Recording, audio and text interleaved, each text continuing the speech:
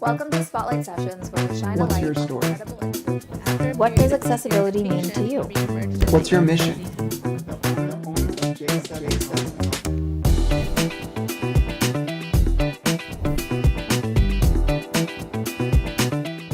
Welcome all to accessiBe's Spotlight Sessions, where we shine a light on incredible individuals and organizations and the work that they do. I'm your host, Josh Basil. I'm a C4-5 quadriplegic, paralyzed below my shoulders, and a power wheelchair user. I'm the community relations manager at accessiBe and a passionate disability rights advocate and trial attorney focused on breaking down barriers to access and inclusion for people with disabilities. Today on accessiBe Spotlight Sessions, we're joined by Javeno Mclean, the owner of J7 Health Center. Welcome, Javeno. Hey, Josh, how are you doing, my friend?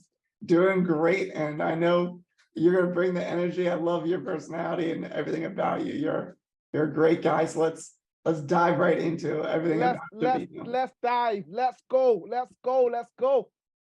So Javeno, tell us a little bit about yourself. Josh, I'm 37. I'm the owner of the world famous J7 Health Center in Manchester, in a lovely little community called Blakely. And long story short, I've decided many years ago to create a facility that was accessible to everybody, where the whole family could turn up and there will be something on a menu of exercise for you. Mum, dad, grandmother, granddad, cat, dog, uncle, brother, sister, anybody could come through and exercise. But one of the main things for me was a long time ago, I seen things in the fitness industry that I didn't like, Josh, that when it comes to elderly people and disabled people and how they were treated in the fitness industry. And I said I was going to change that. And I set out on a mission to change that. And it's become a global movement that I'm very proud of, man. Very proud of. You are all over the internet, and you're turning heads, and you're having the right conversation, getting people to have the right conversations about inclusion and making sure that people are not left on the sidelines. Yeah. And the thing is, Josh, exactly what you said then, that word conversations, when it comes to the disabled community, people are scared to ask questions, and there's this stigma around disability and awkward questions. The questions aren't awkward. They're just like, it comes to simply normality and getting people included and keeping people included, where the disabled community, they were missing out on that because of people's fears. People were so scared of disabled community, and I didn't understand why. So I thought, you know what, I'm going to lead from the front and show people how it should be done. And you're doing just that. And with that in mind, you're right. Like being able to have the conversations, getting to know the community, you realize that this community is an awesome group of people that are just like everyone else. It's just they might have unique abilities. Yeah. And those abilities need to be exercised and to be healthy. Definitely. And I think everybody should have the right to exercise. Everybody should have the right to enjoy themselves. Everyone should have the right to improve their health and well-being. And I feel like the disabled community and the elderly community were missing out on that because of egos and people in the industry that, let's be honest, they're not the most caring people. And I thought I wanted to bring the care back. And I believe that this is why I've never charged, because I think there's a word that people use now, Josh, and I think it's a fantastic word. It's a word. I'm 37, so I'm not as hip and as cool as I used to be. But you always hear people saying clout, and people do things for clout, where people just do things because it looks cool. To say things and wear things because it looks cool. They may not necessarily like or really like what they're saying or wearing, but it looks cool. And I think that with the disabled community, well, we live in a society, where people do things for, an example being, Josh, I'm not sure what it's like in Washington, but in Manchester, you'll see a lot of people say that they see a homeless person, and instead of just buying that person a sandwich or giving that person a sweater, a jumper, a hat, a pair of gloves, the first thing that they will do is get the phones out, Josh, and they will film. Look, guys, I'm here with Josh, and look what I'm doing. And I think that dilutes the message of what you have. The nice thing that you're doing, it actually dilutes it. And I think that's unfortunately that's the society that we live in at the moment. But doing things by example and being able to show the world, it's like having your gym, and being able to invite people with disabilities in and to not charge them and just to let them know you've got their back. Yeah, definitely, That man. you're there to support them. It's not everybody has that in them to do it. And I know, Josh. I know. And the fact is, like I said, like what we're going back to what I said before about the clout. This is the reason why for me, I've done this for 22 years. I've never charged a penny, a single cent for anybody disabled or elderly to train them for 22 years. And I've only recorded in the last 4 years. That's the scary thing. So I never recorded because I didn't want to be that person doing it for clout and say, look what I'm doing a good thing, and to make it about me. But then one of my customers in my gym, she filmed without telling me, and she filmed one of my elderly persons classes, OAP pensioners. She filmed without telling me, and she put it on Facebook, and it went absolutely crazy. And I seen the power in showing people this, and that's when I changed and I started showcasing it, because that one video, I got hundreds of people saying, my grandmother has dementia, can she come? My grandfather has cancer, has had a stroke. And I said, oh my God, the power in the videos was so much that that's when I decided to start regularly filming, because I seen that people needed this kind of positivity. And that's when I changed and I started really filming and documenting. But like I said, I could have been filming this 20 years ago, but I didn't, because I didn't want to be that guy showing I'm doing a good deed and showing people, look what Javeno's doing. I didn't want it to be about that. Do you know what I mean? Absolutely. But the reality is that we do live in a weird world these days, but like there are so many beautiful people doing beautiful things. And being able to share those moments, those real, those raw giving that exists in the world, it empowers people. It empowers others to do the same, but it also, you're the people that you're helping. It empowers others just like them to be able, you know what, I think I could benefit from this. I didn't know I could do this. I didn't know there was people out there that would help me. And it gets them to get outside of the comfortable walls of their homes. Too often people with disabilities feel trapped in their homes because the world is not welcoming them or accepting them. But there is so much out there in the world of opportunities that exist. You just gotta venture out sometimes. Definitely. And you know what, Josh? I love pizza. I'm a pizza man. I love a pizza. I always look at people like pizzas, and there was a situation that happened many years ago that kind of changed my thought process and my behavior, where I look at everybody as a pizza. And the problem was, Josh, a person's disability, whether it's a wheelchair, whether it's cerebral palsy, whether it's Down syndrome, whatever that person's disability, that's a slice of that pizza. There's so many other slices that represent that person. And what I got sick of was how a disability was defining so many people, where people were they weren't seeing Josh, they were seeing Josh's wheelchair. They weren't seeing someone else. They weren't seeing the person, they were just seeing the disability. And it got me mad. And I remember many years ago, there was a situation where there was a young boy in an exercise session in Manchester. The session was my session, because before I had my own facility, I used to manage other trainers. We call it the council. In America, you'd call it the government. I used to work for the government doing exercise classes around the area. And I was watching this session, Josh, and I was so disgusted. There's a young boy in a wheelchair, and the session, there was no motivation, there was no energy, there was no love, there was nothing.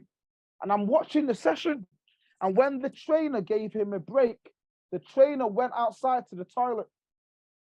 This young boy got up out of his chair, walked over to the drinks and poured himself a drink. And I walked in, Josh, and I said, don't you ever, ever let another person dilute your power. Don't you ever, ever let another person, just because you're in that wheelchair, say to you that you belong in that wheelchair, like there's nothing else to achieve, like your world is just them two wheels. And when the trainer came back in, I said to him, you go home. I said, I've got this. And for the rest of the session, because I knew that he could, I wasn't afraid to push him. His disability didn't scare me, Josh. No one's disability scares me. I just look at it, I take it in professionally, know what you can and can't do, and I say, now we've got to go to work. We got some amazing things to achieve. Let's go. Let's get it. And then this young boy, for the rest of the session, I made him stand up for 20 minutes. He had a one kilogram dumbbells. He was 19 years old. The boy was a good looking, strapping young boy. I said, I know you can do more. I know you can do more. And you let this man tell you this is what you have to do. And I know you can do more. For the rest of the session, I made him lift the 4 kgs and he did it easy. The rest of the session, he stood up for 20 minutes. He did it easy. And the thing was, Josh, that really triggered for me was his parents came over. And his dad was a big man, Josh. I was a bit scared. His dad was a big bloody man. And his dad came over and he hugged me and he cried. And we cried for about 15 minutes. And he said, only thing that a parent would ever want is for their child to be treated normal. And he said, that's what I did and nobody's ever done that to him. Whether he's in a wheelchair or not, I was the first person to say, I don't give a damn about your wheelchair. I give a damn about you, and I feel like you can do more. I feel like you can achieve more, be more, and do more than what you're doing. And what he did was he allowed somebody else to dictate and put him in a box and say, that's what you do. And that, like, as if to say his disability defined him. And they were so emotional. And I said, it was easy for me. I didn't second guess, even if his parents were there, I didn't feel like I felt like I had to do it because I seen that he had amazing in him. I believe that everyone's got amazing inside of them. Everybody, you, me, everybody.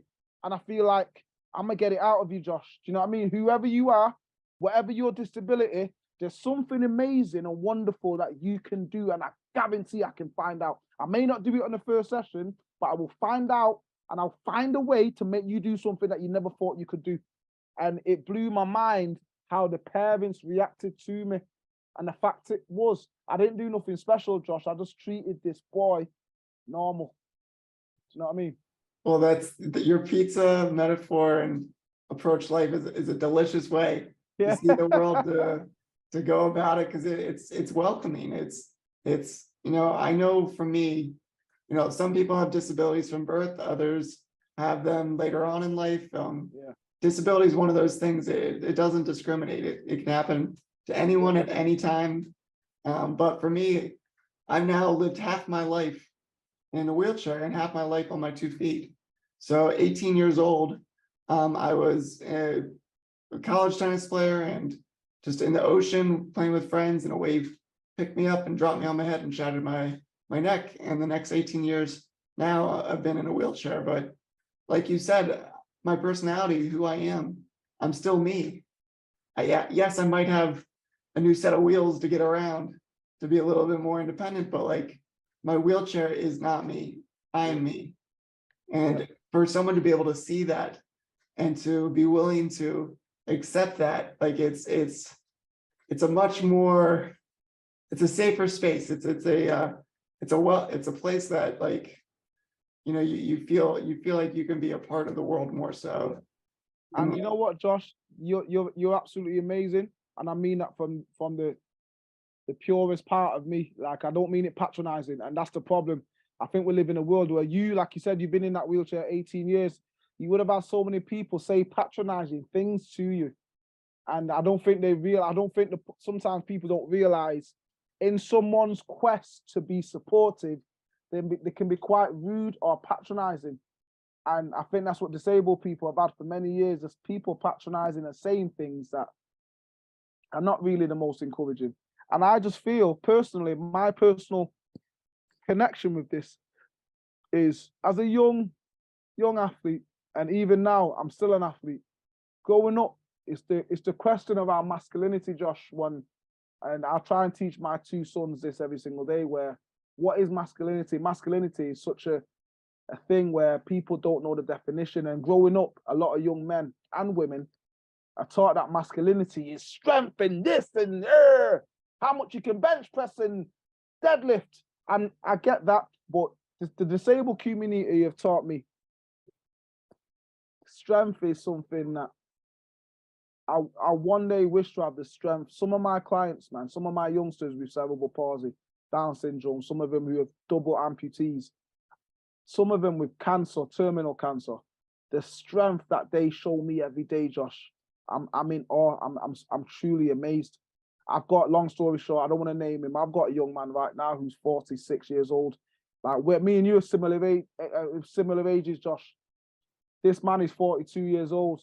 He's got terminal cancer. He may have 4 to 5 months left, and he's chose me, Josh. He's chose to spend them 4 to 5 months with me because he likes to exercise and he likes my energy. The strength of that human being, it's nothing to do with his muscle or six pack. The strength to still turn up every day, want to do what he can and do, just be him to the best of his ability. That's a strength, man, that you can't even describe in words. And the disabled community, some of my youngsters that I trained, like I said, with all these different things, and even people with strokes, the strength to get up every day and say, let me try my best to get back to wherever, let me try my best to move my hand. If you've had a stroke and you've not moved your hand in 6 months, and the persistence to keep on trying and eventually do it, somebody with cerebral palsy to say, you know what, let me try and stand up for a little bit longer. So it blows my mind, and it's inspiring for me. Even though I'm able-bodied and I'm super fit and I'm super strong, I'm in the shadows when it comes to strength. They've made me redefine what true strength is. Even look at you, Josh. Like, this is not being patronizing, and this is the thing, I'm not scared of these conversations. A lot of people that are born with disabilities, go through hurdles and challenges every day that are unimaginable. People will never even know. Because I work with the disabled community, I see every day the challenges and hurdles and barriers that people have to jump every day. It breaks my heart, but it inspires me because I see that they're doing it. Even though it's a challenge, they are overcoming and they're doing it. So it's so inspiring. But the strength of some people in their situations to overcome. Look at you now, brother. Me and you are sat talking. I'm in Manchester, you're in Washington. You've been in a wheelchair 18 years. You've got 2 beautiful kids. You've got a wife. Brother, we're blessed. The fact that you're here now and me and you are talking and I'm looking at your kids and I'm looking at that smile on your face, bro, you're one of the strongest men that I've met. And this is the thing, the disabled community have made me so grateful for just pure strength and just what I've got in my life. And they teach me so many things, man. They really do. Well, I love that you talk about strength, because it comes in all shapes and forms. And yes, it does. So much of what I'm hearing you say is about kind of bravery, about kind of getting outside of your comfort zone and pushing yourself. Yeah. And so many of your clients, they're getting outside their homes, they're getting into the gym, they're pushing themselves, and they're pushing you. It's a team effort, and it's a beautiful thing when you get all abilities into the same room. Definitely, Josh. And what you just said then, sorry to interrupt as well, Josh. What you just said then about the team effort, one of the most beautiful things, one of the most things I'm so grateful for, Josh, is when I train somebody who's going through a situation, who's disabled, anyone who's, I'll say this, and like I said, I don't mince my words. I do get emotional when I talk about it. So forgive me sometimes. Sometimes my energy is crazy, but then sometimes things touch me in my heart and I do get a bit emotional, where the family, your family, anybody who's disabled, and every tear, every hurdle that you've ever had to jump, best believe that your family have been through it with you. Anybody who's been through a situation, whether you've been born with a disability or whether a disability has been put upon you because of life situations like yourself, Josh, your family go through every hurdle, every tear, every cry, everything. They go through that with you. So what I'm very blessed with is that the work that I do, man, I've been welcomed into people's families. And I think I'm so blessed, man. Everyone that I train, I now have been welcomed and introduced to their families. They've been introduced to mine. I know their stories. They know my kids. I know their mums and dads and grandmothers. And it's become a real family thing. And I think that's the beauty of it, Josh, that you get accepted into people's families, which is amazing. You speak disability. You're part of the disability community. you're a member, you're a part of the tribe, I'm proud of that, man. and I'm proud. it's so much of life. If you go at life alone, it becomes that much harder. Yeah. But for someone with a disability, I've fallen in love with sailing after my injury. And Really? it's so important in life to be that captain of your ship. Yeah. You need to be your own best advocate. Yeah. You point your direction, but you need to have people there along with you, crewmates, family, friends, physical therapists, you name it, whoever that is in your life. If they can be alongside you, it becomes that much easier of a journey. Definitely, man. And I think it's a learning curve for me as well as the people that I'm training. I'm getting them doing things that they've never done before. But I think it's a learning curve. And one thing that I've had to really learn with Josh, are you 36, Josh? 37, just like 37. Well, mate, I'll tell you now, brother. For somebody with such a big social media platform, I hated social media. Oh my God. When I first opened my gym, my eldest brother was saying, you need to get on Facebook, on Instagram, on Twitter. I was saying, oh, I hate that crap. But now I've got a massive platform on so many different ones. And I'm so proud that somebody asked me this question the other day, Josh, and listen to this. You're a grown man with kids and a family and stuff. And we're at a certain stage in life. There's youngsters out there who are 15, 14, who are trained, who, check this out, Josh. I'm not being funny, but your parents and your friends are supposed to say nice things. So your parents, your friends, your wife, your kids are supposed to say, Josh, you're good. Josh, you're amazing. Josh, well done. People are supposed to say these things. My platform is so big now where it's not even about me. An example being one of my youngsters yesterday came in, and one of the videos on my TikTok that I've got a few million views, and I think it got 2,000 comments. He went on there. He could see people from Arizona, Venezuela, Australia, Italy, Gambia, saying amazing things about him, saying, oh my God, you was amazing. Oh my God, look how great you are. And I think as a youngster, to see that kind of continued encouragement from people who don't know you, who don't have to say these things, it's the most empowering thing.